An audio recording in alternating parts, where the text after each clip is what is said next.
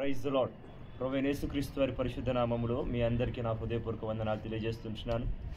ఈ వేకువజామున దేవుని యొక్క సన్నిధానములో ప్రభు యొక్క పాదాల చెంత గడుపుటకు ప్రభు మనకిచ్చిన అవకాశాన్ని బట్టి దేవదేవుని స్తుతిస్తూ మహింపరుస్తూ ఘనపరుస్తుంటున్నాను.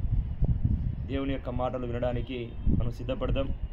పరిశుద్ధ గ్రంథములో నుండి దేవుని యొక్క వాక్యాన్ని ధ్యానించుకుందాం. రండి, తెస్సలోనికీయులకు రాసిన మొదటి పత్రిక 5వ అధ్యాయము 16వ వచనాన్ని మనం చదువుదాం.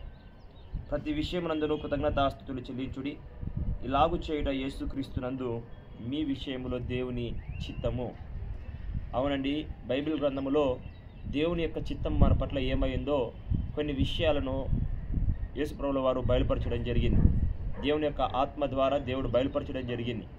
మన పట్ల దేవుని యొక్క చిత్తం ఏంటి, మన పట్ల దేవుని యొక్క ఉద్దేశాలు ఏంటి అని కొన్ని విషయాలను దేవుడు బయలుపరచడం జరిగింది. అందులో ఒకటి ఏంటంటే, ప్రతి విషయమందు దేవునికి కృతజ్ఞతాస్తుతులు చెల్లించాలి. ఇది మీ విషయమై దేవుని చిత్తం, ఇలాగు చేయుట యేసుక్రీస్తునందు మీ విషయంలో దేవుని చిత్తము అని పరిశుద్ధాత్మ దేవుడు పౌలును రేపించి తెస్సలోనిక సంఘానికి రాస్తున్నటువంటి మాట.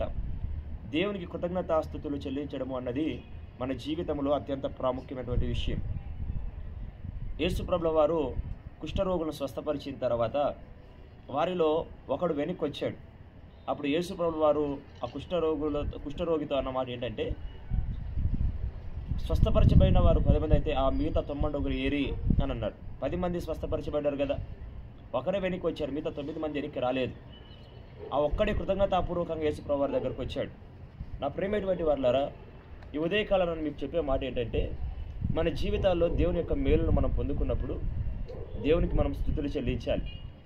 దేవుడు మన పట్ల తన కృపను విడుదల చేసినప్పుడు మనం దేవునికి స్తుతులు చెల్లించాలి. అంత మాత్రమే కాదు, ప్రతికూలమైన పరిస్థితులు గుండా వెళ్ళేటప్పుడు కూడా ప్రభువా ఇది నా మేలు కొరకే జరిగిస్తున్నావని దేవుని స్తుతించగలగాలి. శ్రమలోనైనా, కష్టంలోనైనా, సంతోషంలోనైనా, దీవెనలోనైనా ప్రతి విషయంలోనూ దేవునికి కృతజ్ఞతాస్తుతులు చెల్లించాలి.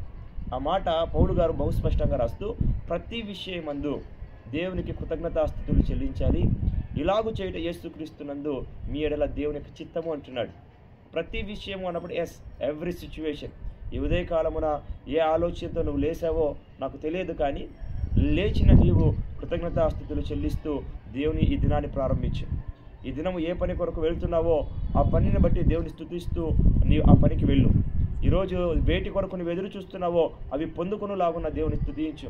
ఒకవేళ హాస్పిటల్లో ఉన్నావా, ప్రతికూలమైన కష్టతరమైన పరిస్థితుల్లో ఉన్నావా, ప్రభువా ఇందును బట్టి నీకు స్తోత్రాలను చెప్పేటువంటి మంచి విశ్వాసంతో నువ్వు చెప్పు.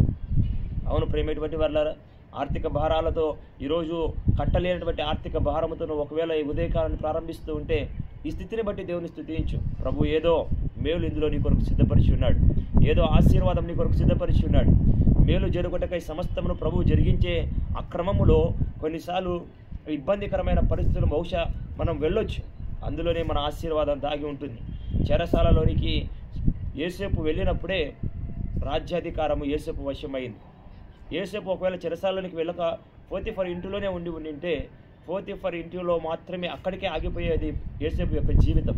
చెరసాలలోనికి వెళ్ళాడు కాబట్టే సింహాసనం మీదకి ఎక్కగలిగాడు, గుంతలోనికి త్రోయబడ్డాడు కాబట్టే ఐగుప్తుకు రాగలిగాడు, అన్నలు కొట్టారు కాబట్టే గొంతులో పడివేయబడ్డాడు. ఇలా యోసేపు వెళ్ళిన ప్రతి ప్రతికూలమైన పరిస్థితి వెనకాల ఒక ఆశీర్వాదాన్ని ప్రభు ఇచ్చాడు. నా ప్రేమేటువంటి వారులారా, నీ జీవితంలో ఈ రోజున ప్రతికూలమైన పరిస్థితి ఏంటో తెలుసా? నిన్ను అభివృద్ధి పరిచేదానికి, నిన్ను హెచ్చించేదానికి, నిన్ను గొప్ప చేసేదానికి దేవుడు ఏర్పాటు చేసినటువంటి ఒక మార్గం.